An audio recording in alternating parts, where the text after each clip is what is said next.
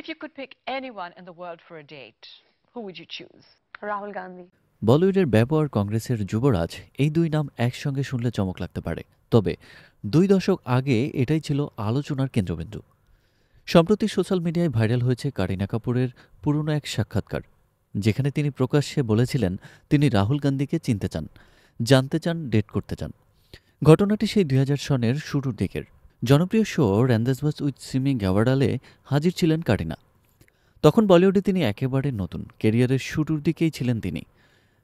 সেখানে তাকে প্রশ্ন করা হয়েছিল তিনি কাকে ডেট করতে চান। উত্তরে কারিনা স্পষ্ট বলেছিলেন, আমি রাহুল গান্ধীকে জানতে চাই। আমি চলচ্চিত্র জগতের একটি ঐতিহ্যবাহী পরিবার থেকে এসেছি, আরও রাজনীতির ঐতিহ্যবাহী পরিবার থেকে। আমাদের জুটি দারুণ হতে পারে। কারিনা আরও বলেছিলেন তিনি রাহুল গান্ধীর ছবি ম্যাগাজিনে দেখেছেন, তাকে নিয়ে কৌতূহলও রয়েছে। স্বাভাবিকভাবেই সে সময় এই মন্তব্য বলিউড ও রাজনৈতিক মহলে আলোড়ন ফেলে।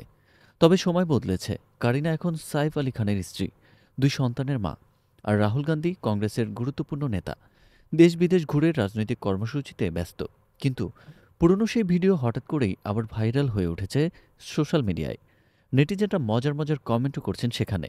কেউ বলছেন এই জুটি হলে কেমন হতো, কেউ আবার বলছেন 2 ভিন্ন দুনিয়ার মানুষ, সম্ভবই ছিল না।